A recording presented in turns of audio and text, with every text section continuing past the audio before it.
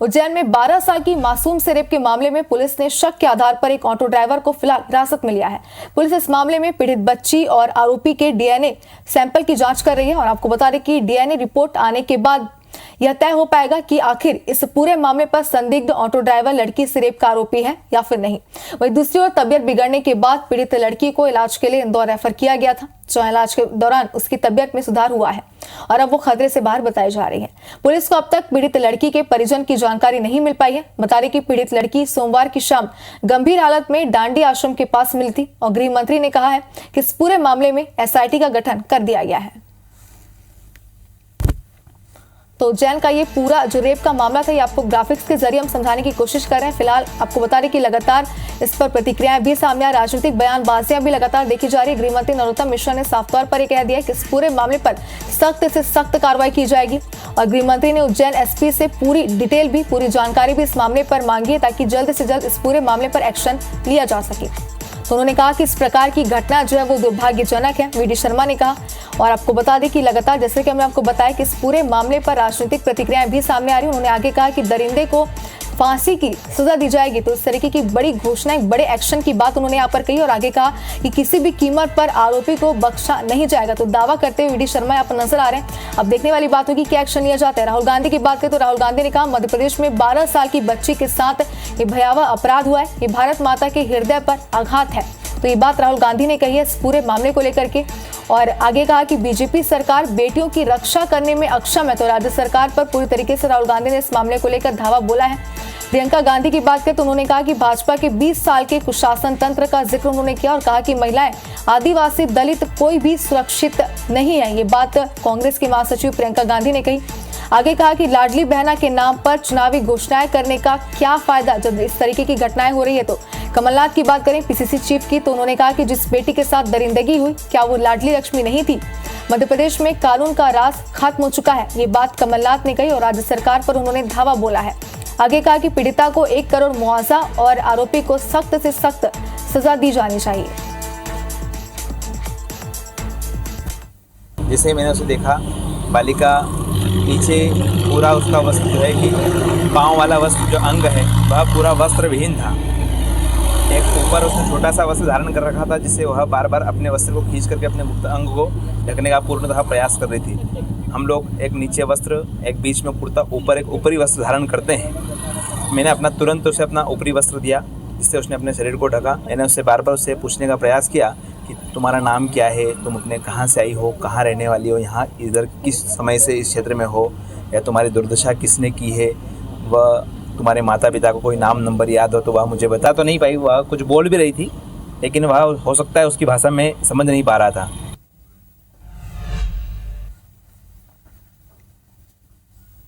उसमें एसआईटी का गठन कर दिया गया है और एक संदिग्ध को हिरासत में भी लिया गया है। अब संदिग्ध से पूछताछ के बाद में कड़ी कार्रवाई करेंगे। ज्यादा जानकारी के लिए हमारे संवाददाता मृदुल हमारे साथ जुड़ चुके हैं। मृदुल, पूरा अपडेट इस मामले पर अब तक का आपसे चाहते हैं। बिल्कुल, मैं आपको बताना चाहूंगा कि जो उज्जैन में नाबालिग के साथ दुष्कर्म की घटना हुई है, काफी विभत्स घटना थी ये। इसके बाद जब पुलिस से जांच की और जो तमाम जो जानकारी अब तक सामने आई है कि सतना जिले की वो नाबालिग रहने वाली है, जैतवाड़ा क्षेत्र की रहने वाली बताई जा रही है। और जब उज्जैन पुलिस ने सतना पुलिस से कोऑर्डिनेशन किया तो पता चला कि 24 तारीख को गुमशुदगी दर्ज हुई थी। पीड़िता के परिवार द्वारा थाने में दर्ज कराई गई थी शिकायत 24 तारीख को और फिर बाद में उज्जैन में ये घटना सामने आई है और पुलिस इन तमाम बिंदुओं पर भी जांच कर रही है कि आखिरकार सतना से, चूंकि बच्ची काफी छोटी उम्र की है, 12 साल की उसकी उम्र है, तो उज्जैन तक वो आखिर पहुंची कैसे और इसमें सतना से उसको ले जाने में किनका हाथ था या और कोई वजह हो सकती है। तमाम बिंदुओं पर अभी जांच की जा रही है। लेकिन हालांकि पुलिस खुद खुलकर इस पर अभी बात नहीं कर रही है। लेकिन जानकारी यह स्पष्ट पुलिस द्वारा की गई है कि यह पीड़िता जो है सतना की रहने वाली है और इसकी गुमशुदगी भी पूर्व में दर्ज हुई थी। बिल्कुल मृदुल, तो एक बड़ा अपडेट और एक बड़ी जानकारी आपने यहाँ तक पहुंचाई। दर्शकों को भी बता दें कि नाबालिग के निवास स्थान की यहाँ पर जानकारी मिली है और सतना की नाबालिग जो है वो रहने वाली बताई जा रही है और लगातार इस पूरे मामले पर जांच पड़ताल जारी थी, जिसके बाद एक बड़ा खुलासा इस पूरे मामले पर हुआ है। नाबालिग के निवास स्थान की जानकारी अब मिल चुकी है। हालांकि पुलिस ने पहले भी कहा था कि लगातार जो है कोशिश की जा रही है कि नाबालिग आखिर कहाँ की है, उसके परिजनों का पता लगाने का प्रयास किया जा रहा है।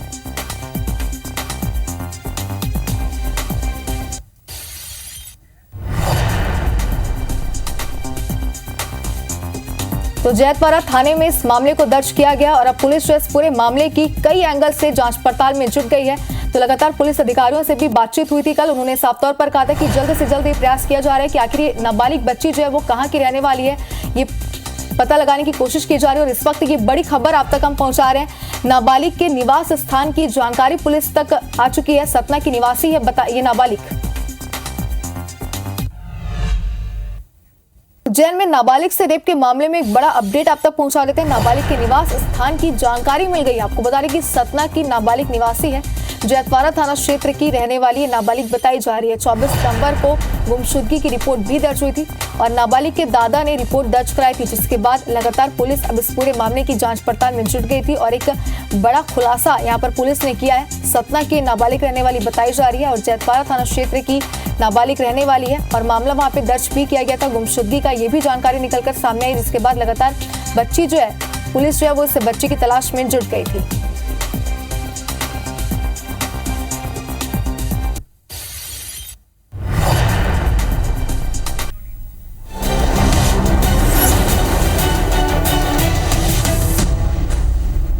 जहां मासूम से महापाप और आखिर कब मिलेगा इंसाफ, ये सबसे बड़ा सवाल। उज्जैन में नाबालिग से रेप के मामले में एक बड़ा अपडेट इस वक्त आप तक पहुंचा दें। पुलिस ने 5 ऑटो चालकों को हिरासत में लिया है। नाबालिग के निवास स्थान की भी अब जानकारी सामने आ चुकी है। पहले ये कयास लगाए जा रहे थे कि बालिका उत्तर प्रदेश की है, लेकिन अब ये जानकारी सामने आई है कि मध्य प्रदेश के सतना की ही ये निवासी है। जैतवाड़ा थाना क्षेत्र की नाबालिग रहने वाली बताई जा रही है। 25 सितंबर को थाने में परिजनों ने शिकायत भी दर्ज करवाई थी गुमशुदगी की। पीड़िता के पिता मजदूरी करते हैं और पीड़िता की माता की मौत हो चुकी है। पीड़िता का एक 15 साल का भाई भी बताया जा रहा है। तो तमाम जानकारियां जो हैं वो परिवार की अब सामने आ रही हैं। आखिरी बार जैतवाड़ा रेलवे स्टेशन में छात्रा को देखा गया था। इंदौर के एमटीएच हॉस्पिटल में इस वक्त पीड़िता का इलाज जारी है। हालांकि हेल्थ पर भी एक अपडेट आप तक पहुंचा दें कि इस वक्त खतरे से बाहर है। पीड़िता आईसीयू से बाहर निकाल लिया गया है, लेकिन इस वक्त भी पीड़िता का इलाज जारी है। 24 सितंबर को गुमशुदगी की रिपोर्ट दर्ज कराई गई थी। नाबालिग के दादा ने ये रिपोर्ट दर्ज कराई थी और 24 सितंबर को सुबह 8 बजे जो छात्रा है वो अपने घर से निकली थी परीक्षा देने के लिए, स्कूल जाने के लिए मासूम निकली थी। लेकिन इसके बाद वो जिस हालातों में उज्जैन में मिली है, कई गंभीर सवाल यहाँ पर खड़े होते हैं। 25 सितंबर को थाने में परिजनों ने शिकायत दर्ज करवाई जब उन्हें बच्ची की गुमशुदगी की जानकारी समझ में आई और उसके बाद गुमशुदगी की रिपोर्ट दर्ज कराई और तब से ही पुलिस तलाश कर रही थी। और अब परिवार की भी जानकारी सामने आ चुकी है। बालिका सतना की रहने वाली बताई जा रही है और बालिका के घर का, परिवार का पूरा ब्यौरा भी अब सामने आ चुका है। लेकिन बच्ची आखिर सतना से उज्जैन कैसे पहुंची, ये बड़ा सवाल है। हालांकि एक बड़ा अपडेट आपको ये भी बता दें हम कि 12 साल की मासूम बच्ची के साथ रेप की इस घटना में इस वक्त 5 ऑटो ड्राइवर्स को गिरफ्तार किया गया है। इसके पहले ये जानकारी थी कि एक ऑटो चालक को गिरफ्तार किया गया था क्योंकि वो बच्चे के आसपास देखा गया था। लेकिन इस वक्त ये बड़ा अपडेट सामने आ रहा है कि अब 5 लोगों की गिरफ्तारी हो गई है। नाबालिग से दुष्कर्म के मामले में लगातार IBC 24 आप तक ये अपडेट्स पहुंचा रहा है। पुलिस ने 5 ऑटो चालकों को अब हिरासत में लिया है। सतना से हमारे सहयोगी मृदुल पांडे इस वक्त हमारे साथ जुड़ रहे हैं। मृदुल, जानकारी दीजिएगा, क्या अपडेट है? 5 ऑटो ड्राइवर्स की गिरफ्तारी की बात सामने आ रही है। देखिए, निश्चित ही उज्जैन में हुई ये जो दुष्कर्म की घटना है उसकी तार सतना जिले से जुड़े हुए हैं, क्योंकि सतना की जो अभी तक में जानकारी में आया, जो पीड़िता है जो उज्जैन दुष्कर्म कांड की नाबालिग, वो सतना की ही रहने वाली है। सतना पुलिस से हमारी बात हुई है, उनका कहना था कि जब उज्जैन मीडिया के माध्यम से जब ये घटना सामने आई पुलिस में, तो जो बच्ची ने जो ड्रेस पहनी हुई थी, स्कूल ड्रेस थी, उस ड्रेस का जिक्र जो है सतना में एक गुमशुदगी दर्ज हुई थी 25 तारीख की सुबह 10 बजे, उससे मिल रही थी। तो पुलिस ने जब सतना पुलिस ने जब उज्जैन पुलिस से संपर्क किया तो ये बात सामने आई कि जो नाबालिग लड़की सतना से 24 तारीख की सुबह से लापता है, तो उस कहीं ना कहीं वह लड़की हो सकती है। तो जब जांच में सामने आया कि ये वही लड़की है, क्योंकि जब नाबालिग लड़की के बारे में जो आपको बता दूं कि सतना के जैतवाड़ा थाना क्षेत्र की रहने वाली है, उनके परिजनों और पुलिस का कहना है कि ये 24 तारीख को सुबह निकली हुई थी एक ये 8वीं कक्षा में पढ़ती थी और एग्जाम देने के लिए जब स्कूल निकली थी, इसे आखिरी बार जैतवाड़ा रेलवे स्टेशन में देखा गया था। उसके बाद से ही लड़की लापता थी और ये 25 तारीख को यह उज्जैन से ये विभत्स घटना सामने आती है। और जब और अब हालांकि मृदुल, यहाँ पर बड़ा सवाल ये भी खड़ा होता है कि एग्जाम देने के लिए जब छात्रा निकली थी, बालिका निकली थी, तो उसके बाद वो रेलवे स्टेशन में क्या कर रही थी और सतना से ये उज्जैन किन हालातों में पहुंची, ये भी एक बड़ा सवाल है। जिसमें ये छात्रा पढ़ती थी, जो नाबालिग थी, दुष्कर्म पीड़िता थी, और पढ़ने के एग्जाम के बाद ही यह घर से स्कूल से निकली और आखिरी बार ये स्टेशन में देखी गई है। बताया जा रहा है कि किसी जो भी ट्रेन स्टेशन में रुकी हुई है उस ट्रेन में चढ़ गई थी। हालांकि जो प्रारंभिक जानकारी है उसके हिसाब से लड़की के साथ कोई दूसरा व्यक्ति नहीं था और इनके जो परिवार के लोग भी बता रहे हैं कि लड़की जो है, जो उनको जानकारी मिली है, जो अपने सोर्स से उन्हें जानकारी मिली, उसके साथ कि लड़की उस वक्त अकेली थी और उसके बाद से इस लड़की को कोई भी नहीं देखा और अगले दिन जो उज्जैन में उसके साथ यह दुष्कर्म की घटना होती है। ठीक है मृदुल, आप हमारे साथ बने रहिएगा। इस वक्त हम दर्शकों को ये भी बता दें कि पुलिस अधिकारियों ने भी इसमें अपना बयान जारी किया, क्या कुछ कहा है सुनते हैं।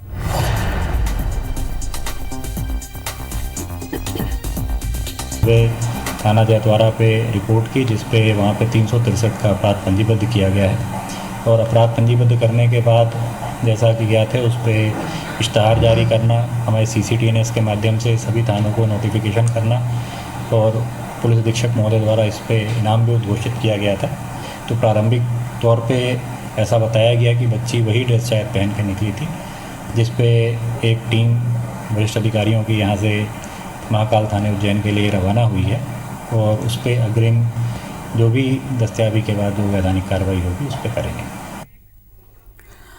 बिल्कुल, तो आपने ये भी सुना कि पुलिस अधिकारी ने क्या जानकारी दी, उन्होंने पूरी डिटेल जानकारी दी है कि कब उनके पास रिपोर्ट दर्ज कराई गई है। मृदुल हमारे सहयोगी भी लगातार हमारे साथ बने हुए हैं। मृदुल, देखिए एक बड़ा सवाल यहाँ पर, गंभीर सवाल ये भी खड़ा होता है कि कल यानी कि 27 तारीख को इस बालिका का CCTV फुटेज वगैरह सब सामने आया है, अपराध के बारे में सारी बातें सामने आई हैं, लेकिन 25 सितंबर से लेकर 27 सितंबर यानी कि बीच का एक दिन, जो 26 सितंबर का पूरा दिन है, वो एक दिन बालिका कहाँ रही, ये भी एक बड़ा सवाल है। कैसे वो स्टेशन से उज्जैन तक पहुंच गई, एग्जाम हॉल से कैसे वो यहां तक पहुंच गई, एक दिन बीच में वो कहां रही, ये तमाम सवाल है जिनके जवाब अब तक सामने नहीं आ पाए हैं।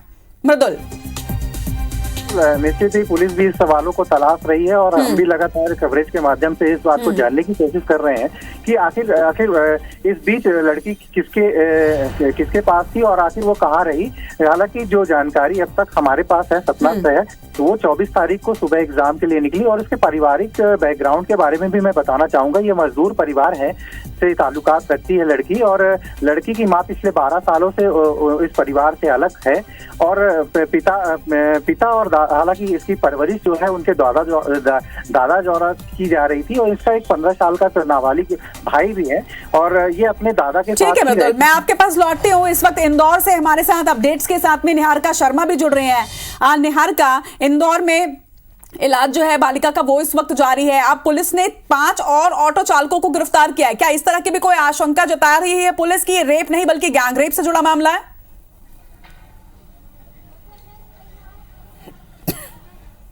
जी बिल्कुल, आप सही कह रहे हैं। पुलिस की आशंका है कि ये गैंग रेप हो सकता है। ये सिर्फ रेप का मामला नहीं हो सकता, क्योंकि जिस तरह से बच्ची की हालत देखी गई थी उसके बाद से पुलिस को आशंका थी और उसके बाद अब पुलिस ने 4 और आरोपियों को राउंड अप किया। कुल मिलाकर 5 आरोपी जो है वो पुलिस की हिरासत में हैं। एक से तो काफ़ी देर से पूछताछ की जा रही है, काफ़ी समय से, और अब जो अन्य 4 आरोपी हैं उनसे भी पूछताछ शुरू कर दी गई है। पुलिस का कहना है कि सभी के टेस्ट करवाए जाएंगे और सभी के टेस्ट करवाने के बाद जो रिपोर्ट सामने आती है उसके आधार पर आगे की कार्रवाई की जाएगी। लेकिन सबसे बड़ी बात यह है कि पुलिस को 4 और बड़े आरोपी मिले हैं और वो 4 आरोपी जो मिले हैं उनको मिलाकर अब 5 हो गए। 5 में से एक आरोपी वो है जो मुख्य आरोपी है, जिसने सारी जो घिनौना कृत्य है उसको अंजाम दिया था, पूरी प्लानिंग की थी और उसके बाद मिलकर इन पांचों ने जो है वो कोई इतना बड़ा घिनौना काम किया है, वो किस तरह से किया है, क्या है, उसकी तो जांच आगे की जाएगी, पुलिस कर रही है। लेकिन फिलहाल बात यह है कि जो बच्ची है वो इंदौर के MTH हॉस्पिटल में एडमिट है और वहां पर अभी उसकी जो हालत है वो खतरे से बाहर बताई जा रही है। लेकिन फिलहाल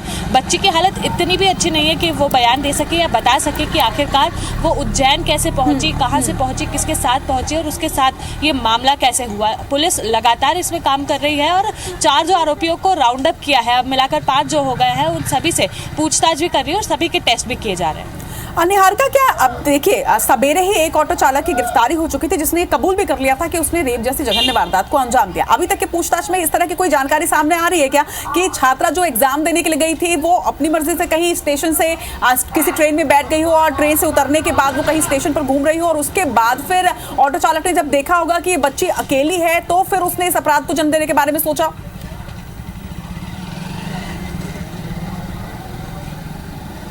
देखिए, बात वही है कि फिलहाल ऐसी कोई सूचना नहीं मिल पा रही क्योंकि बच्ची इस हालत में नहीं है कि बयान दे सके। ये बयान तभी सामने आ पाएगा, ये मामला तभी खुल पाएगा जब बच्ची खुद बयान देने की हालत में होगी। पुलिस लगातार इसकी जांच कर रही है, ऑटो वालों से भी पूछताछ कर रही है कि आखिरकार उन्हें वो बच्ची मिली कहाँ, किस हालत में मिली और उसके बाद उसके साथ किस तरह से इन लोगों ने ये घिनौना काम किया है। लेकिन बात वही, जब तक बच्ची हालत में नहीं होगी तब तक नहीं पता चल पाएगा कि आखिरकार ये बच्ची खुद सतना से उज्जैन पहुंची थी या फिर उसको सतना से उज्जैन लाया गया था।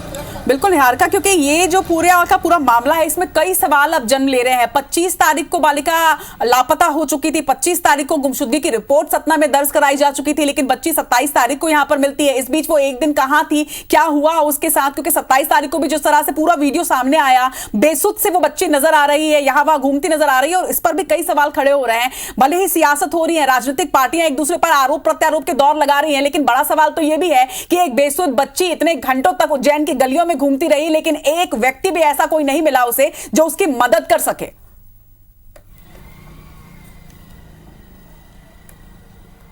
जी बिल्कुल, आप सही कह रहे हैं क्योंकि डॉक्टर और पुलिस दोनों का ये कहना था कि बच्ची को जब पाया गया उसके 24 घंटे पहले उसके साथ दुष्कर्म हुआ था और 24 घंटे से वो इस तरह से इस हालत में घूम रही थी। करीब 8 किलोमीटर तक वो पैदल दर दर भटकती रही, लोगों से मदद की मांग और भीख मांगती रही, लेकिन किसी ने उसकी मदद नहीं की। आखिरकार जो आश्रम के आचार्य थे उन्होंने उस बच्ची की हेल्प की, क्योंकि जिस तरह से उस बच्ची को पाया गया उस समय ही वो इतनी बेसुध थी कि तब से ही अभी तक वो कुछ बोल नहीं पा रही है, कुछ बता नहीं पा रही कि आखिरकार उसके साथ हुआ क्या है, वो सतना से उज्जैन कैसे आई और उसके बाद कितने लोगों ने मिलकर साथ उसके साथ क्या घिनौना काम किया, ये कोई भी जानकारी अभी सामने नहीं आ पा रही है। पुलिस का यही कहना है कि लगातार हम पूछताछ कर रहे हैं, जैसे ही मामला खुलेगा वैसे ही हम ये जानकारी जो है वो आपको साझा करेंगे। जी चलिए, खबर पर नजर बनाकर रखिएगा आपने। हाल का तमाम बातचीत के लिए आपका बहुत बहुत शुक्रिया। तो कई